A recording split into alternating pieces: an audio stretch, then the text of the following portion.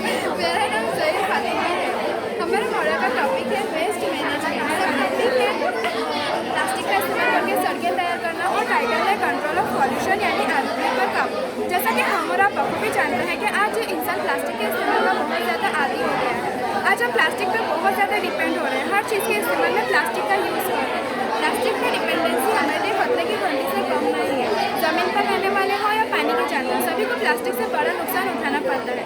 इसलिए हमने एक हल सोचा है कि उन्हें प्लास्टिक का इस्तेमाल रोड बनाने के लिए किया जाए। आमतौर पर सड़क बनने के लिए इस्तेमाल होता है 10 टन बिटुमिन, जिसे हम डामर कहते हैं। लेकिन अगर हम इसमें प्लास्टिक का यूज़ करें तो इस्तेमाल होता है सिर्फ 6 टन बिटुमिन और 4 टन प्लास्टिक। और 4 टन प्लास्टिक यानी 40 लाख कैरी बैग। इस तरह से प्लास्टिक का भी यूज़ होता है और उसके फ़ायदे भी है। और प्लास्टिक रोड के बहुत सारे फ़ायदे हैं, जैसे कि वो प्लास्टिक को होने की वजह से उसके अंदर पानी जल्द नहीं होने लगता और उसे 10 साल तक मेंटेन